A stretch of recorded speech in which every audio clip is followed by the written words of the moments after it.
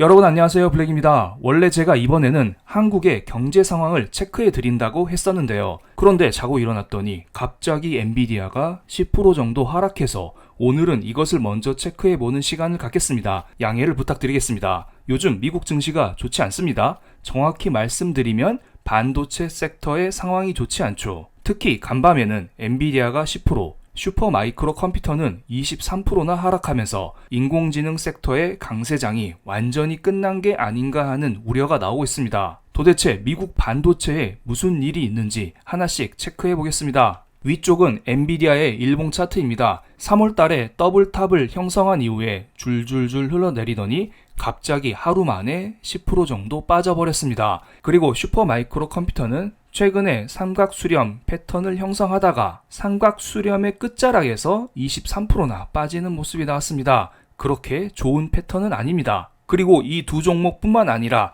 하얀색으로 표기된 반도체 섹터가 간밤에 일제히 폭락하는 모습이 나왔습니다. 그동안 많이 올랐었던 마이크론 테크놀로지도 4.6%나 하락했고요. 반도체 장비주들도 전체적으로 하락하는 모습이 나왔습니다. 도대체 반도체에 무슨 일이 있는지 하나씩 체크를 해보겠습니다. 최근에 몇몇 반도체 기업들의 실적 발표가 있었는데요. 이들의 실적이 그렇게만은 좋지 않았습니다. 그리고 실적이 좋게 나왔을지라도 주가 흐름이 그렇게 좋지만 않았습니다. 먼저 반도체 공정에 필수적인 노광기를 만드는 ASML의 실적이 나왔는데요. 1분기 실적이 그렇게 좋지 않았습니다. 1분기 매출이 지난 4분기 대비 27% 감소했고요. 순이익은 40%나 감소했습니다. 해당 기사에서는 전분기 대비로 실적이 평가되어 있는데요. 전년 동기 대비로 집계해도 실적이 안 좋게 나왔습니다. 미국과 중국이 지속적으로 반도체 장비 가지고 싸우고 있습니다. 그래서 미국 편에 서 있는 ASML 역시 중국으로 고가의 반도체 장비 수출이 제한되어 있는 상황입니다. 그래서 이로 인해서 실적 둔화가 나온 것이 아닌가 이런 생각이 들기도 합니다. 물론 ASML의 CEO는 하반기로 가면 갈수록 실적이 정상화된다는 이야기를 했었는데요. 현재 미국과 중국이 지속적으로 싸우고 있는데 과연 ASML의 실적이 정상화될 수 있을지 이것은 의구심이 들긴 합니다. 그리고 그 다음으로 대만의 TSMC 역시 1분기 깜짝 서프라이즈 실적 발표를 했습니다. 1분기 순이익이 전년 동기 대비 9% 정도 증가했다고 하죠. 그리고 이것은 시장 예상치를 뛰어넘는 수치입니다. TSMC는 파운드리 회사입니다. 엔비디아가 AI 칩을 만든다고 하지만 이들은 설계만 할 뿐이지 최종적으로 만드는 것은 TSMC를 통해서 이루어집니다. 그래서 이 회사의 실적이 좋다는 것은 전체적으로 AI 칩이 잘 팔리고 있다, 반도체 경기가 좋다, 이런 것을 증명하는 것이기 때문에 반도체 섹터 전체적으로는 좋을 수밖에 없습니다. 그런데 이 회사의 주가 차트를 보겠습니다. 실적 발표 이후에 주가가 한번 떨어지더니 엔비디아가 10% 폭락한 그날 주가가 한 번 더 떨어졌습니다. 실적은 좋다고 난리인데 주가는 바닥을 향해 달려가고 있죠. 무언가 상황이 이상하게 흘러가고 있습니다. 그러니까 엔비디아가 폭락하기 전에 반도체 관련주들의 실적 발표가 있었는데 이것에 대해 사람들이 부정적으로 반응을 하기 시작했다는 것입니다. 우리가 다들 아시다시피 엔비디아 슈퍼마이크로 컴퓨터는 바닥 대비 수백 프로 오른 종목이기 때문에 많은 사람들이 수익 중인 상황입니다. 그럼 이들은 언제든지 팔고 나갈 준비가 되어 있는데 이렇게 같은 섹터 내에 있는 종목들이 불안한 모습을 보이면 같이 불안해지지 않을까요? 그냥 쉽게 말씀드리면 관련주들이 너무 많이 올랐기 때문에 사람들이 하나 둘씩 팔고 있다, 이렇게 보시면 될 것 같습니다. 그리고 대외적인 악재가 있습니다. 바로 이란과 이스라엘 전쟁 리스크죠. 전쟁에 대한 히스토리는 많이 아실 테니 아주 간단히만 설명을 드리겠습니다. 먼저 이스라엘이 이란의 영사관을 공격하면서 이란의 장교 한 명이 사망했습니다.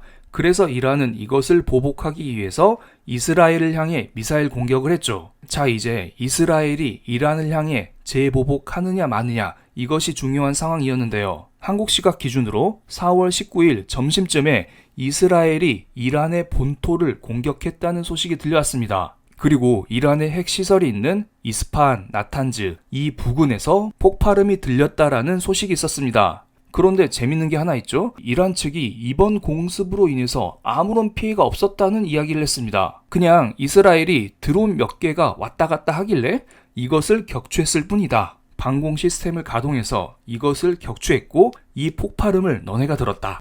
이거 별거 아니다 이렇게 이야기를 했습니다. 다만 혹시나 모르니까 여러 지역에서 항공편을 중단했긴 했지만 이거 별거 아니야 이렇게 선을 딱 그어버렸습니다. 제가 볼 때는 이란과 이스라엘 둘 다 몸을 사리고 있다 이런 생각이 듭니다. 만약에 이스라엘이 제대로 공격하고 싶었다면 드론만 왔다 갔다 하는 게 아니라 그냥 미사일 수백 발을 쐈겠죠. 그런데 그렇게 하지 않았습니다. 그리고 이란 입장에서도 방공 시스템을 가동하고 항공편을 중단시킬 정도의 상황이었음에도 불구하고 별거 아니다, 아무런 피해 없었다 이런 식으로 입을 쓱 닫고 있습니다. 그런데 실상을 파악해보면 미국에서는 이런 보도가 나왔습니다. 이스라엘이 이란을 향해서 미사일을 쐈는데 3발만 쐈다. 그리고 미사일을 쏜 드론을 이란이 그냥 격추를 했다. 이렇게 결론을 내렸습니다. 어쨌든 이것은 별거 아닌 해프닝으로 끝났네요. 그런데 우리의 투자 자산들만 요동쳤을 뿐입니다. 엔화의 30분봉 차트를 보겠습니다. 금요일 미사일 소동이 있었을 때 엔화가 달러 대비 1% 정도 강세가 나왔습니다. 물론 다시 제자리를 되찾긴 했지만 전쟁이 터졌다는 우려감과 함께 많은 사람들이 극강의 안전자산인 엔화를 찾았다. 우린 이렇게 볼 수가 있습니다. 이것은 그렇게 좋은 징조가 아니에요. 어떤 악재가 터졌을 때 사람들이 별거 아니다 라고 생각을 하면 엔화의 강세가 나오지 않습니다.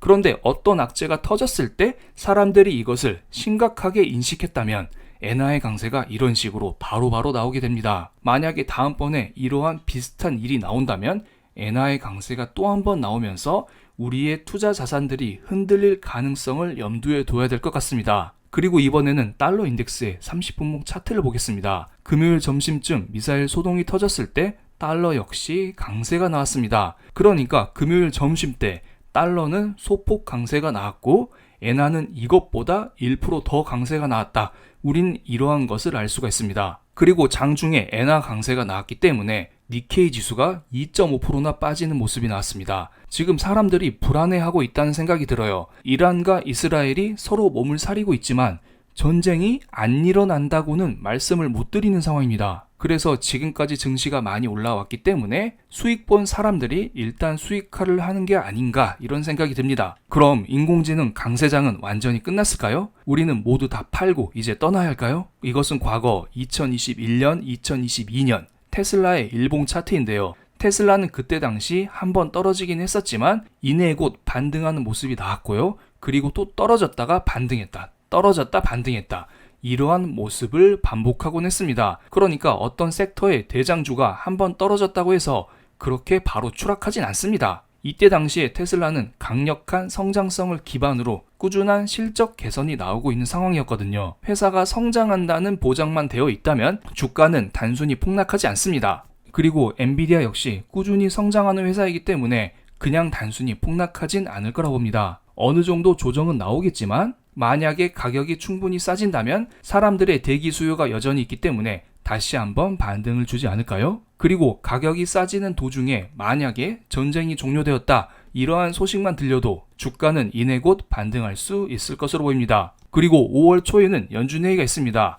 이 자리에서 파월 연준 의장은 양적 긴축의 속도 조절을 발표할 가능성이 높은데요. 만약에 양적 긴축의 속도 조절이 우리의 예상대로 발표가 된다면 증시에는 어느 정도 호재로 작용할 가능성이 높습니다. 여전히 인공지능 섹터는 꾸준히 성장을 하고 있습니다. 그리고 많은 기업들이 인공지능과 함께하고 있고요. 그렇기 때문에 이번 조정으로 인해서 무조건 폭락한다 이러한 것보다는 과열을 어느 정도 진정시키는 구간이다 이렇게 보시는 게 나을 것 같습니다. 이것은 제가 여러 번 보여드린 차트인데요. 파란색이 미국 은행들의 지급 준비금이고요. 빨간색이 나스닥 지수 차트입니다. 이 둘은 한 몸처럼 움직이고 있습니다. 제가 4월 초에 이런 이야기를 드렸습니다. 지급 준비금은 제자리를 걷고 있는 반면 나스닥 지수가 오버슈팅 되었다. 어느 정도 주가가 진정될 필요가 있다. 이런 이야기를 드렸었지만 지급 준비금이 현재 감소하고 있진 않기 때문에 주가의 폭락보다는 지급 준비금과 다시 만나는 시점을 기다리자 이런 이야기를 드렸습니다. 지금은 그 과정에 있다고 보시면 됩니다. 그리고 지급 준비금은 일주일에 한 번씩 업데이트가 되는데요. 지급 준비금 추이를 봐도 엄청나게 감소하고 있다? 이런 느낌은 들지 않습니다. 그냥 올랐다 내렸다 박스권을 그리고 있을 뿐입니다. 그렇기 때문에 너무 불안해 하실 필요는 없지 않나 이런 생각이 듭니다. 그럼 오늘 영상 여기서 마치겠습니다. 다음 영상에서는 제가 약속드린 대로 한국 경제 이야기, 한국 증시 이야기 이런 것들과 함께 여러분께 인사를 드리겠습니다. 그럼 오늘 영상 여기서 마치겠습니다. 제 영상이 마음에 드셨다면 구독, 좋아요, 알림 설정까지 부탁드리겠습니다. 감사합니다.